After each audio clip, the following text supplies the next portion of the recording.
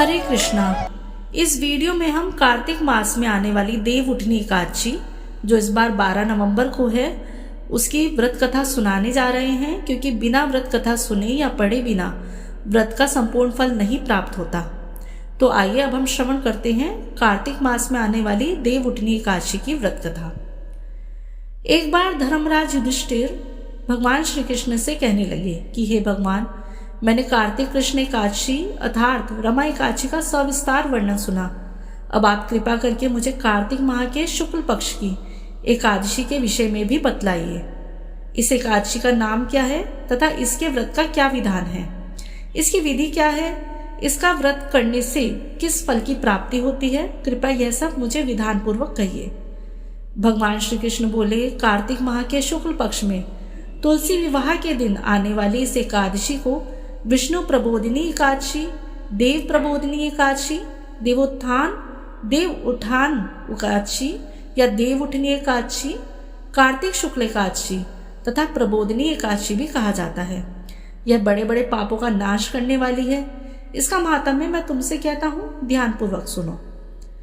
एक राजा के राज्य में सभी लोग एकादशी का व्रत रखते थे। प्रजा तथा नौकर चाकरों से लेकर पशुओं तक को एकादशी के दिन अन्न नहीं दिया जाता था। एक दिन किसी दूसरे राज्य का एक व्यक्ति राजा के पास आकर बोला, महाराज कृपया करके मुझे नौकरी पर रख ले। तब राजा ने उसके सामने एक शर्त रखी कि ठीक है, रख लेते हैं, किंतु रोज तो तुम्हें खाने को सब कुछ मिलेगा, पर एकादशी को अन्न नहीं मिलेगा।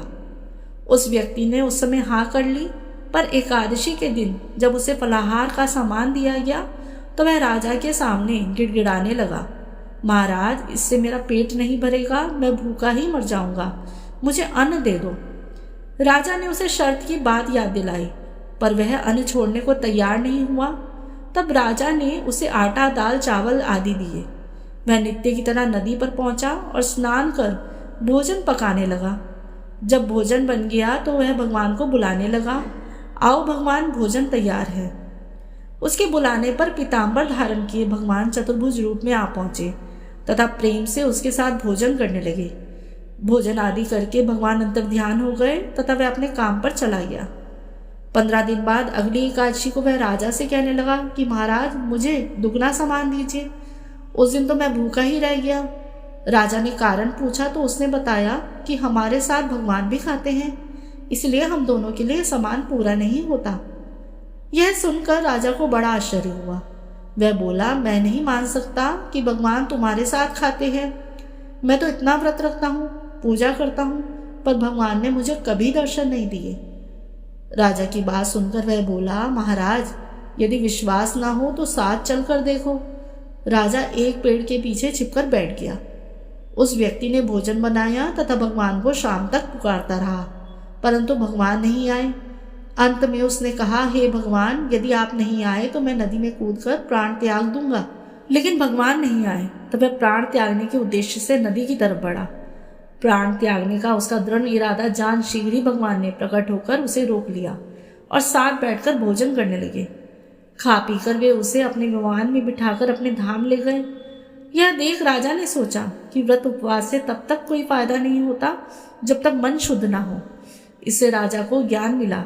वह भी मन से व्रत उपवास करने लगा और अंत में स्वर्ग को प्राप्त हुआ। देव उठनी एकादशी से संबंधित एक और कथा आती है जो इस प्रकार है। एक राजा था, उसके राज्य में प्रजा सुखी थी। एकादशी को कोई भी अन्न नहीं बेचता था, सभी फलाहार करते थे। एक बार भगवान ने राजा की परीक्षा लेनी चाहिए। भगवान ने एक सुंदरी का रूप धारण किया तथा सड़क पर बैठ गए। तभी राजा उधर से निकला और सुंदरी को देखकर चकित रह गया। उसने पूछा, हे सुंदरी, तुम कौन हो और इस तरह यहाँ क्यों बैठी हो? तब सुंदर श्री बने भगवान बोले, मैं निराश्रिता हूँ, नगर में मेरा कोई जाना पहचाना नहीं है, किससे सहायता मांगूं? राजा उसके रूप पर मोहित हो गया था। राजा बोला, तुम मेरे महल में चलकर मेरी रानी बनकर रहो। सुंदरी बोली, मैं तुम्हारी बात मानूंगी, पर तुम्हें राज्य का अधिकार मुझे सौंपना होगा। राज्य पर मेरा पूर्ण अधिकार होगा, मैं जो भी बनाऊंगी तुम्हें खाना होगा। राजा उसके रूप पर मोहित था, अतः उसकी सभी शर्तें स्वीकार कर ली। अगले दिन एकादशी थी। रानी ने हुक्म दिया कि बाजारों में अन्य दिन की तरह अन्न बेचा जाए। उसने घर में मांस मछली आदि पकवाए तथा परोस कर राजा से खाने के लिए कहा। यह देखकर राजा बोला, रानी आज एकादशी है, मैं तो केवल फलाहार करूंगा। तब रानी ने शर्त की याद दिलाई और बोली, या तो खाना खाओ, नहीं तो मैं बड़े राजकुमार का सिर काट दूंगी।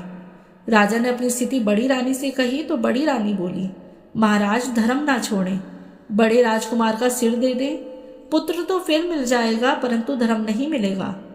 इस दौरान बड़ा राजकुमार खेलकर आ गया। माँ की आंखों में आंसू देखकर वह रोने का कारण पूछने लगा तो माँ ने उसे सारी वस्तुस्थिति बता दी। तब वह बोला, मैं सिर देने के लिए तैयार हूँ, पिताजी के धर्म की रक्षा होगी, जरूर होगी। राजा दुखी मन से राजकुमार का सिर देने को तैयार हुआ तो रानी के रूप से भगवान विष्णु ने प्रकट होकर असली बात बताई। राजन, तुम इस कठिन परीक्षा में पास हुए। भगवान ने प्रसन्न मन से राजा से वर मांगने को कहा तो राजा बोला, आपका दिया सब कुछ है, हमारा उद्धार करें। सभी मिलकर प्रेम से बोलिए, विष्णु भगवान की जय, एकादशी मैया की जय।